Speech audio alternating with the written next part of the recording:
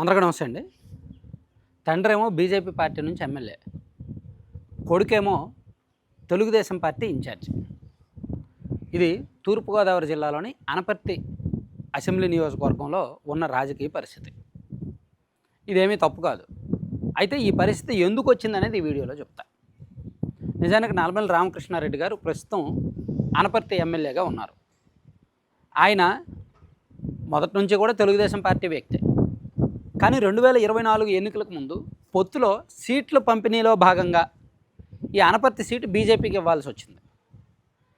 Party ఏమో BJP, కానీ సరైన నాయకుడు లేడు. సో ఆ సీట్ల పంపిణీలో రకరకాల వాదోపవాదాలు జరుగుతున్నాయి, డిస్కషన్స్ జరుగుతున్నాయి. ఈ క్రమంలోనే ఈ రాజమండ్రి పార్లమెంటులో ఏదో ఒక సీటు బీజేపీకి ఇవ్వాలి. సో వాళ్ళు రాజమండ్రి రూరల్, సిటీ రకరకాలు అడుగుతున్నారు. సరే ఇవన్నీ కాదు, నల్లమల్లి రామకృష్ణారెడ్డి గారిని బీజేపీలోకి పంపించి, టీడీపీలో ఉన్న వ్యక్తిని బీజేపీలోకి పంపించి ఆ సీటు బీజేపీకి ఇచ్చేస్తే సరే సంఖ్యాపరంగా బీజేపీకి ఒక ఎమ్మెల్యే యాడ్ అవుతారు కదా. ఈయన అందుకని మనిషి బీజేపీలో ఉన్నప్పటికీ మనసు టీడీపీలోనే ఉంది. అండ్ అనుచరులు, అభిమానులు అందరూ టీడీపీలోనే ఉన్నారు. సో ఇప్పుడు పొత్తులో ఉన్నప్పుడు, కూటమిలో ఉన్నప్పుడు ఏ పార్టీలో ఉంటే ఏంటి, 3 కండువాలు వేసుకుంటారు. టీడీపీ కండువా వేసినా ఎవరేం వద్దనరుగా, టీడీపీ వాళ్ళతో మాట్లాడినా ఎవరేం వద్దనరుగా. కాబట్టి ఈయన 2024 ఎన్నికలకు ముందు బీజేపీలోకి వెళ్ళి ఆ పార్టీ నుంచి సీటు దక్కించుకొని గెలిచి ఎమ్మెల్యేగా ఉన్నారు. కానీ వీరి కుమారుడు మనోజ్ రెడ్డి మాత్రం బీజేపీలోకి మారలేదు, తెలుగుదేశం పార్టీలోనే ఉన్నారు. సో ఇప్పుడు అక్కడ మనోజ్ రెడ్డి గారికి ఇన్ఛార్జ్ ఇచ్చారు. అంటే వీరి కుటుంబాందే పెత్తనం. ఆ పరిస్థితి అక్కడ క్యాడర్ ఆహ్వానిస్తున్నారు. వాళ్ళకేం అభ్యంతరాలు లేవు, ఎందుకంటే అక్కడ టీడీపీ క్యాడరే, బీజేపీ క్యాడరే, కూటమి క్యాడర్. కాబట్టి వాళ్ళకేం ఇబ్బంది లేదు. రామకృష్ణారెడ్డి గారైనా మనోజ్ రెడ్డి గారైనా ఒకటే. గతంలో రామకృష్ణారెడ్డి గారు చాలా హార్డ్ వర్క్ చేశారు. 2019లో ఓడిపోయిన తర్వాత చాలామంది టీడీపీ నాయకులు ఇళ్లకు పరిమితమై కాంప్రమైజ్ అయినప్పటికీ ఆయన ఊరుకోలే. అక్కడ వైసీపీ ఎమ్మెల్యే మీద ఎప్పటికప్పుడు గొడవకు వెళ్ళేవారు. వైసీపీ మీద విపరీతమైన తిరుగుబాటు ఫైట్ చేశారు, బాగా ఫైట్ చేశారు. కాబట్టి అటువంటి వ్యక్తికి ఖచ్చితంగా సీట్ ఇవ్వాలి అని చెప్పి చంద్రబాబు గారు పట్టుకొని బీజేపీలోకి తీసుకువెళ్ళి సీట్ ఇప్పించి గెలిపించారనమాట.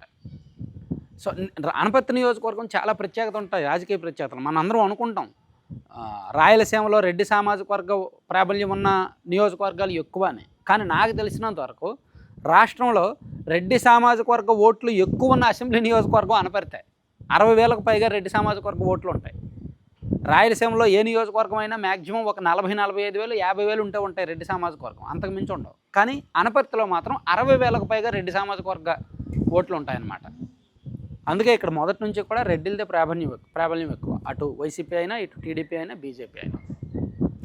మీకు గుర్తుందో లేదో, ఇదే ఉమ్మడి తూర్పుగోదావరి జిల్లాలో మరో గమ్మత్తైన విషయం ఉంది. రాజోల్ నియోజకవర్గంలో తండ్రేమో వైసీపీ ఇన్ఛార్జ్ గొల్లపల్లి సూర్యారావు గారు, మాజీ ఎమ్మెల్యే. గతంలో టీడీపీలో సుదీర్ఘకాలం పనిచేశారు, మంత్రిగా పనిచేశారు. ఆయనకు 2024లో సీటు రాకపోవడంతో వైసీపీలోకి వెళ్ళారు.